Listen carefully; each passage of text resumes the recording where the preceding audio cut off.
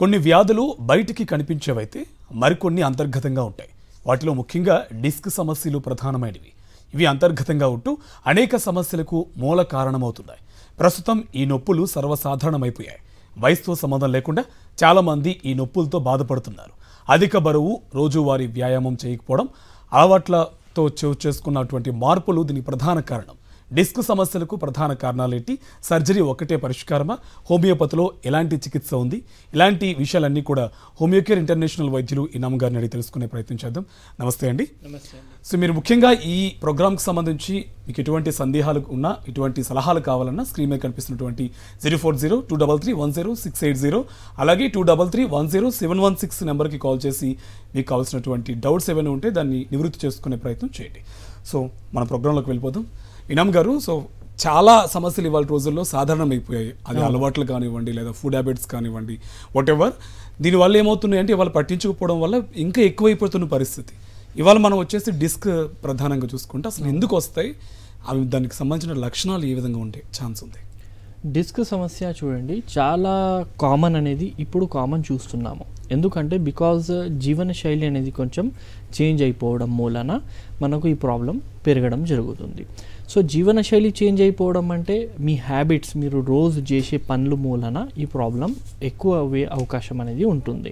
ఆ ఏం పనులు ఉన్నాయి, దేని మూలన ఈ ప్రాబ్లం వస్తుంది అన్నట్లు చూసుకుంటే ఫస్ట్ థింగ్ ఏంటంటే బ్యాడ్ పోస్చర్ అన్నమాట. సెడెంటరీ లైఫ్ స్టైల్ అంటే ఎక్కువగా కదలికలు లేవు, తిరగడం కానీ అట్లా చాలా తక్కువ అయిపోవడం, ఒకే చోట కూర్చొని పని చేయడం, ఆ కూర్చోవడం కూడా రాంగ్ పొజిషన్లో కూర్చోవడం. సో దానివల్ల ఈ ప్రాబ్లం అనేది రావడం జరుగుతుంది. ఎప్పుడు మనం కూర్చున్నప్పుడు మన బ్యాక్ అనేది ఇలా వంగి ఉండకూడదు, ఇలా మొత్తం ముందుకి వంగి కూర్చోకూడదు. మీ బ్యాక్ అనేది స్ట్రైట్ ఉండాలి. మీ కూర్చునే కుర్చీ కూడా మంచి కుర్చీ ఉండాలన్నమాట. సో అలా ఒకే బ్యాడ్ పొజిషన్లో చాలా సంవత్సరాల వరకు లేదంటే నెలల వరకు మనం అలాగే కూర్చుంటున్నాము అంటే ప్రాబ్లం అనేది రావడం, డిస్క్ ప్రాబ్లం రావడం జరుగుతుంది. అలాగే మనం ల్యాప్టాప్స్ యూజ్ చేస్తున్నాము and most importantly mobiles use చేస్తున్నాము. సో మొబైల్స్, ఒక మూవీ మొబైల్లో చూస్తున్నామంటే ఒక గంట మనం ఇలాగే కూర్చుంటాము. సో ఈ పోస్చర్లో మనం కూర్చోవడం మూలన మనకు మెడలో డిస్క్ ప్రాబ్లం అనేది రావడం జరుగుతుంది. అండ్ వంగి కూర్చున్నప్పుడు నడుములో డిస్క్ ప్రాబ్లం రావడం అనేది జరుగుతుంది. అండ్ నెక్స్ట్ ఏమవుతుందంటే, ఇప్పుడు మనకు డైలీ ఎక్సర్సైజ్ చేసే అలవాటు లేదు, కానీ సడన్లీ మనం ఎక్స్కర్షన్ వెళ్ళడం, బయట ఎక్కడైనా తిరగడానికి వెళ్ళడం అని ప్లాన్ చేసినాము, బ్యాగ్ అనేది సడన్లీ బ్యాగ్ లేపినాం అనమాట. సో ఆ bags, heavy lifting of bags when you don't have any history of exercises, అప్పుడు మీకు ఈ ప్రాబ్లం వస్తుంది. సడన్లీ రోజు లేపరు, ఒకేసారి ఒక చేత్తో ఇట్లా లేపారనమాట. సో దాని తర్వాత ఏమవుతుందంటే మీ బ్యాక్లో ఆ డిస్క్ మీద సడన్ ప్రెషర్ పడి ఆ డిస్క్ ప్రొలాప్స్ అయిపోవడం జరుగుతుంది. అండ్ ఏదైనా కింద నుంచి తీసుకోవడం అనమాట, వంగి తీసుకోవడం, హెవీ ఉన్న వస్తువులు వంగి మీరు తీసుకోవడానికి ప్రయత్నిస్తారు. సో వంగి తీసుకోవడం అనేది కరెక్ట్ కాదు, దాని నుంచి మీ బ్యాక్ మీద ఎఫెక్ట్ పడుతుంది. కూర్చొని తీసుకొని లేవాలి, కానీ వంగి కూర్చోవడం అనేది చాలా తప్పు. ఇప్పుడు మీరు ఒలింపిక్స్లో కూడా వెయిట్ లిఫ్టింగ్ అనేది చూస్తారు. సో వెయిట్ లిఫ్ట్ చేసే వాళ్ళు వంగి వెయిట్ లిఫ్ట్ చేయరు, వాళ్ళు కూర్చొని వెయిట్ని లిఫ్ట్ చేసి పైన లేస్తారు. So that is a right position. అలా చేయకపోతే ఏదో ఒక 20 kgs కానివ్వండి, 15 kgs కానివ్వండి, మీరు వీక్ ఉన్నారంటే వంగి తీసుకున్నారంటే డెఫినెట్లీ మీకు ప్రాబ్లం అనేది రావడం జరుగుతుంది. అండ్ దాని తర్వాత it's an age related also. 40 దాటిన తర్వాత కాల్షియం డ్రైనేజ్ ఉంటుంది అండ్ వైటమిన్ డి డెఫిషియన్సీస్ రావడం జరుగుతుంది.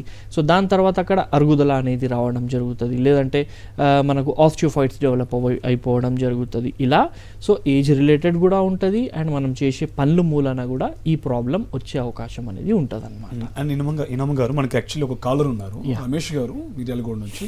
రమేష్ గారు నమస్తే అండి, డాక్టర్ గారితో మాట్లాడండి. హలో చెప్పండి రమేష్ గారు.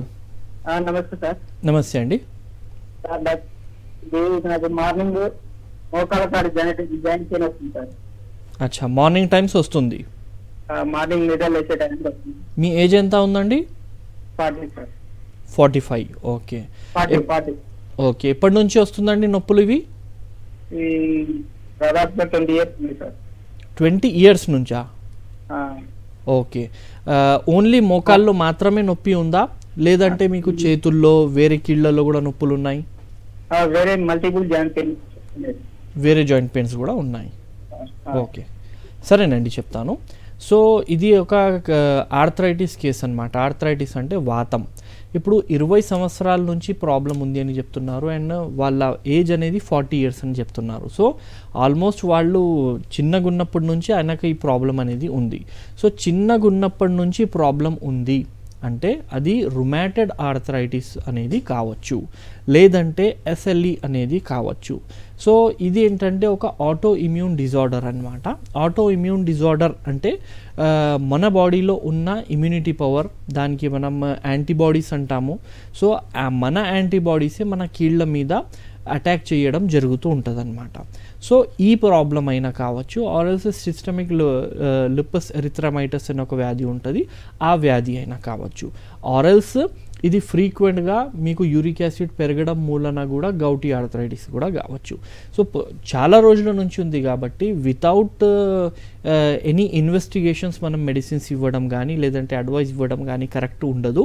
సో ఫస్ట్ మీరు ఏం చేయండి అంటే కొన్ని పరీక్షలు అనమాట. RA ఫ్యాక్టర్, యాంటీ CCP అని ఒక టెస్ట్ ఉంటుంది, దాంతో సహా ఎక్స్రే చేయించుకోండి, అండ్ యూరిక్ యాసిడ్, ఈ టెస్ట్లు అనేది మీరు చేయించుకొని దగ్గరున్న హోమియోకేర్ ఇంటర్నేషనల్కి మీరు కన్సల్ట్ అవ్వండి.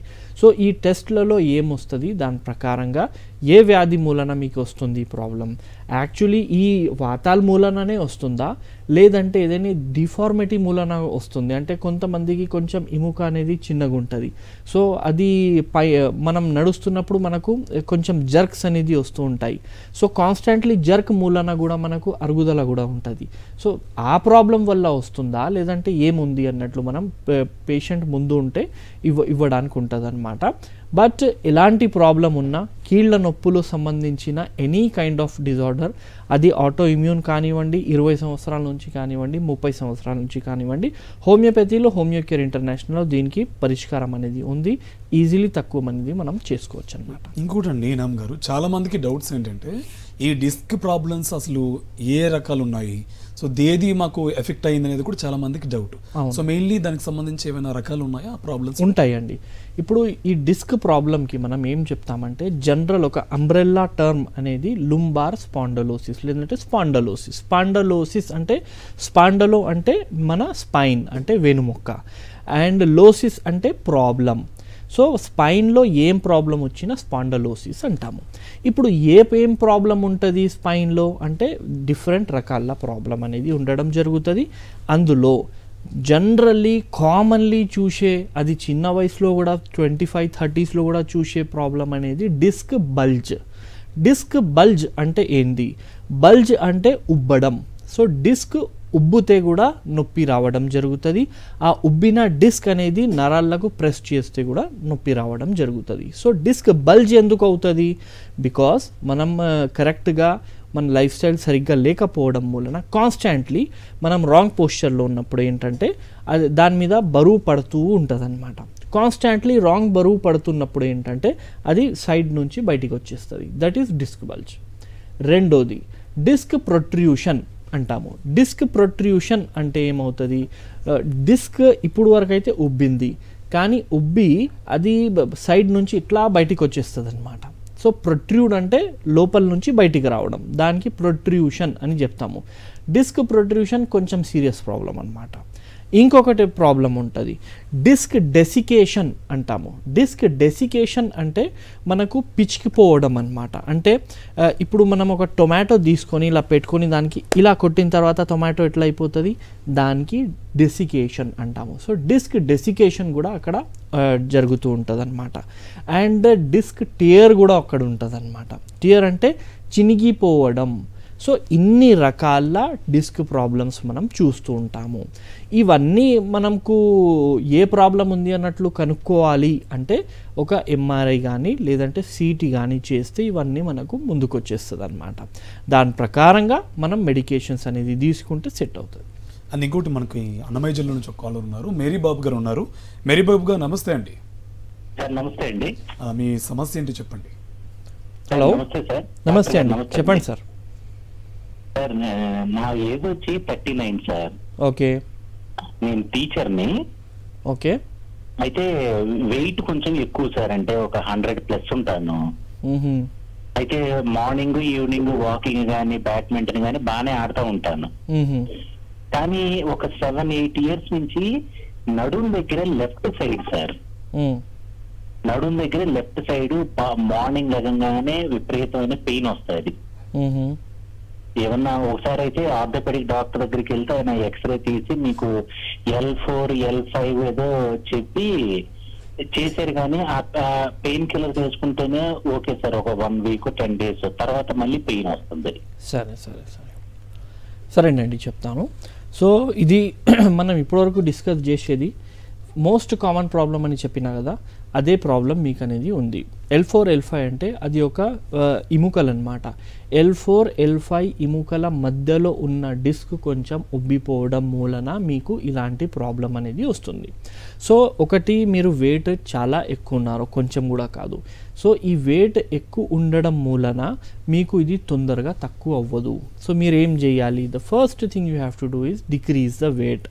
వెయిట్ డిక్రీజ్ చేసుకుంటూ మనం ఎక్సర్సైజ్ చేయాలి. ఎక్సర్సైజ్ అంటే ఏది పడితే ఆ ఎక్సర్సైజ్ కాదు, బ్యాక్ పెయిన్ కోసం ఒక స్పెషల్ ఎక్సర్సైజ్ ఉంటుంది. ఆ ఎక్సర్సైజ్లు చేస్తే మనకు అక్కడ ఉన్న కండరాలు అంటే మజల్స్ అనేటివి కొంచెం స్ట్రెంగ్తన్ అవుతాయి.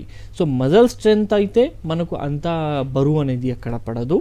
అండ్ ఆ ఎక్సర్సైజెస్తో ఒకవేళ ఏదైనా స్పాజమ్స్ ఉన్నాయి, లేదంటే నరం పట్టుకుపోవడం అనేది జరిగింది, సో అవి కూడా మీకు ఆ ఎక్సర్సైజ్ మూలన తక్కువ అవ్వడం జరుగుతుంది. And homeopathic medicine definitely will help you అనమాట. సో ఏం లేదు, మీ దగ్గర ఉన్న హోమియోకేర్ ఇంటర్నేషనల్ క్లినిక్కి మీరు విజిట్ అవ్వండి. ఈ ప్రాబ్లమ్ని పూర్తిగా తక్కువ అయ్యేటట్లు మనం మెడికేషన్స్ ఇవ్వచ్చు. అండ్ స్పాండలోసిస్ ఉన్నోళ్ళు, స్పాండలోసిస్ అంటే నడుము నొప్పి మెడ నొప్పి ఉన్న వాళ్ళు, నేను మందులు మాత్రమే తీసుకుంటా, మందులతోనే తక్కువ చేసుకుంటా అంటే లైఫ్ లాంగ్ వాళ్ళకు తక్కువ కాదు. మెడిసిన్స్తో సహా వాళ్ళు జాగ్రత్తలు కూడా తీసుకోవాల్సిన అవసరం ఉంటుంది. మెడిసిన్స్ ఒక 10 రోజులు వాడిన తర్వాత కొంచెం మంచిగా అనిపించిందని మళ్ళీ వెయిట్ లిఫ్ట్ చేసినామా పెరిగిపోతుంది, కొంచెం మంచిగా అనిపించింది అని కింద కూర్చున్నామా పెరిగిపోతుంది. సో ఇలా మీకు జాగ్రత్తలు కూడా చాలా అవసరం. పూర్తిగా మంచిగా అయిపోయిన తర్వాత మళ్ళీ మీరు నార్మల్ లైఫ్ అనేది లీడ్ చేసుకోవచ్చు అనమాట. Yes sir. ఇనామ్ గారు, యాక్చువల్లీ ఈ డిస్క్ ప్రాబ్లమ్స్ వచ్చినప్పుడు చాలామంది ఏంటంటే డైరెక్ట్గా ఆపరేషన్ వైపు ఎక్కువ ఇంట్రెస్ట్ చూపిస్తూ ఉంటారు. బట్ అది ఇవాళ రోజుల్లో అది ఫెయిల్ అవ్వచ్చు, కొంతమందికి సెట్ అవ్వచ్చు. బట్ మన హోమియో కేర్లో ఎటువంటి ట్రీట్మెంట్స్ ఉన్నాయి వితౌట్ సర్జరీ? వితౌట్ సర్జరీ ఇప్పుడు మా దగ్గర పేషెంట్ వచ్చినప్పుడు we take all kind of patients అనమాట. కొంతమంది స్టాండ్ పట్టుకొని వస్తారు, కొంతమందికి లేపుకొని వస్తారు. సో ఇలా సివియర్ కేసెస్ కూడా మేము డీల్ చేస్తూ ఉంటాం అన్నమాట. సో ఏ కేసు ఉన్నా 99% వితౌట్ ఆపరేషనే హోమియోపతిలో మనకు ట్రీట్మెంట్ అవైలబుల్ అనేది ఉంటుంది. 1% పేషెంట్ ఉంటారు, వాళ్ళకు ఖచ్చితంగా అవసరం పడుతుంది అనమాట. So that is different thing. But 99% without operation మనం చేస్తాము. సో ఇందులో ఏంటంటే మనకు కాన్స్టిట్యూషనల్ బేస్డ్ ట్రీట్మెంట్ అనేది ఇస్తూ ఉంటాం అనమాట. హోమియోపతిలో మనకు 2 టైప్స్ ఆఫ్ ట్రీట్మెంట్ ఉంటుంది. ఒకటి స్పెసిఫిక్ ట్రీట్మెంట్ అంటాము, స్పెసిఫిక్ మెడిసిన్స్. ఇంకొకటి కాన్స్టిట్యూషనల్ మెడిసిన్స్. స్పెసిఫిక్ మెడిసిన్స్ అంటే అది ఈజీ టు ప్రాక్టీస్ ఉంటుంది. ఇప్పుడు ఫీవర్ వచ్చింది, సో డోలో తీసుకుంటాము. సో డోలో ఈ స్పెసిఫిక్ ఫర్ ద ఫీవర్. అలాగే హోమియోపతిలో కొంచెం బ్యాక్ పెయిన్ అవుతుంది, లేదంటే నొప్పి అవుతుందంటే దానికి వేసుకోవడానికి రస్టాక్స్ కానీ బ్రయోనియా కానీ కాలికారం ఇలాంటి మెడిసిన్స్ ఉంటాయి. సో ఇది తీసుకుంటే మీకు తక్కువ అవ్వచ్చు, అవ్వకపోవచ్చు, కొంచెం టైం తీసుకోవచ్చు. కానీ కాన్స్టిట్యూషనల్ మెడికేషన్ అంటే మీ బాడీకి సూట్ అయ్యేటట్లు మెడికేషన్ అనేది ఇవ్వడం, దాని నుంచి బాడీ రీగెయిన్ అవ్వడం అనేది జరుగుతుంది. సో అలాంటి ట్రీట్మెంట్ మన దగ్గర మేము హోమియోకేర్ ఇంటర్నేషనల్లో ప్రాక్టీస్ చేస్తామన్నమాట. సో దీని నుంచి మీకు మ్యాక్సిమం ఛాన్సెస్ అనేది చాలా పెరిగిపోతాయి. You will become very normal person అనమాట. అండ్ ఇంకోటి, ఇప్పుడు మీరు ఈ డిస్క్ సమస్యలకు సంబంధించి రకాలు చెప్పారు కదా. అవును. డిస్క్ బల్జ్ పైన కొంచెం డౌట్స్ ఉన్నాయి. సో అది యాక్చువల్లీ వస్తే మళ్ళీ నివారణ ఛాన్సెస్ ఉన్నాయా? ఉంటుందండి. ఇప్పుడు డిస్క్ బల్జెస్ అంటే మనకు స్పాంజ్ ఉందనుకోండి, స్పాంజ్ ఎలా ఉంటుంది, ఇలాస్టిసిటీ అనేది ఉంటుంది స్పాంజ్లా. అలాగే డిస్క్ కూడా ఒక ఎలాస్టిసిటీ అనేది అందులో కూడా ఉంటుంది. మనం వంగినప్పుడు వెయిట్ లిఫ్ట్ చేసినప్పుడు ఆ డిస్క్ మీద బరువు పడుతుంది, అది ప్రెస్ అవ్వడం మళ్ళీ నార్మల్ అవ్వడం. మనం వంగుతున్నాము, ఒక సైడ్ ప్రెస్ అవ్వడం నార్మల్ అవ్వడం. సో మూమెంట్స్ డిస్క్ మూలననే ఉంటుంది అనమాట. ఆ ఎలాస్టిసిటీ కొంచెం పోవడం మూలన మీకు కొంచెం అక్కడ బల్జ్ అనేది రావడం అనేది జరుగుతాయి. సో హోమియోపతితో అది సెట్ అయిపోతుంది, అన్ని లక్షణాలు కూడా తక్కువ అయిపోతుంది. యూజువల్లీ డిస్క్ బల్జ్ వాళ్ళకి ఏంటంటే అండి, మనకు నడుము నొప్పి అనేది రావచ్చు. నడుము నొప్పితో సహా చాలా పెరిగింది అది అంటే కొంచెం సైడ్కి కూడా నొప్పి రావచ్చు. ఫస్ట్ ఇనీషియల్లో ఓన్లీ మీకు ఆ వెనుముక్క దగ్గరే నొప్పి ఉంటుంది, కొంచెం పెరుగుతుందంటే సైడ్లో కూడా రావడం జరుగుతుంది అనమాట. ఇంకా పెరుగుతుందనుకోండి కొంచెం కాళ్ళు కూడా మీకు లాగడం అనేది జరుగుతూ ఉంటుంది. నడుము నొప్పితో సహా ఆ కాళ్ళు కూడా గుంజుతూ ఉంటాయి.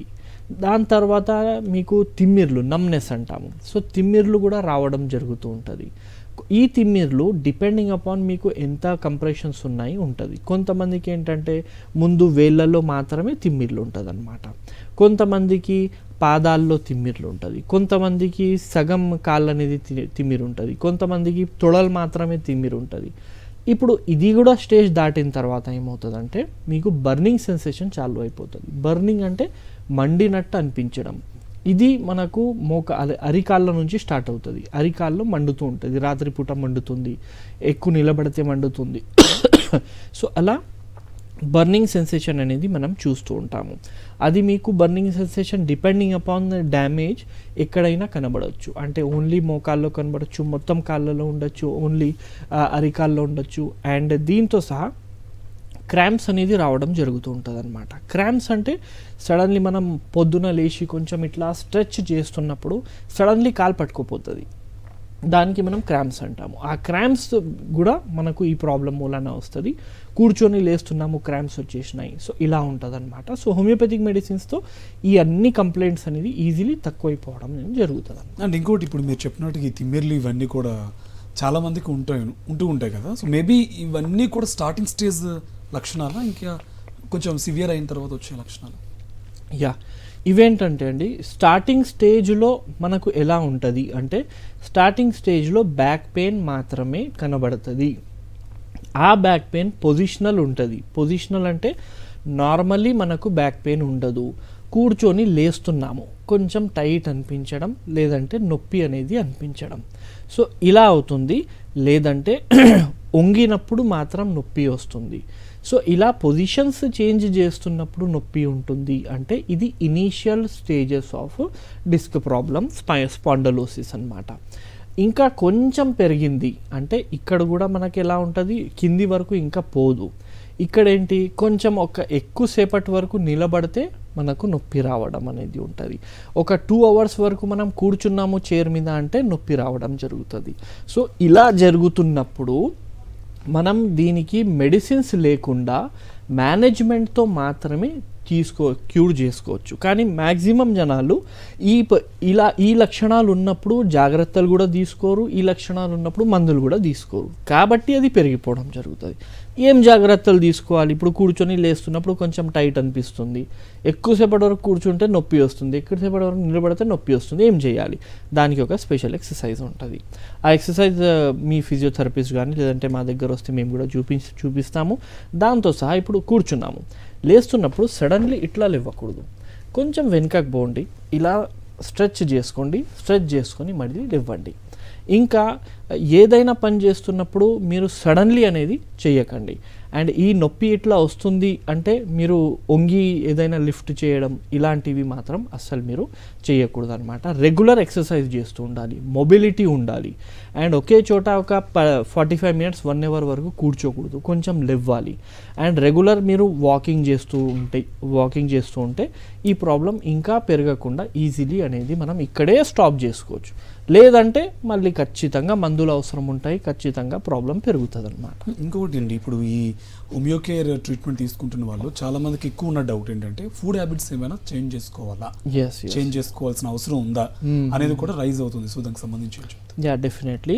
ఇప్పుడు హోమియోపతి వాడుతున్నప్పుడు ఏంటంటే అండి మనకు కొన్ని ఫుడ్స్ ఉంటాయి అది తినకూడదు.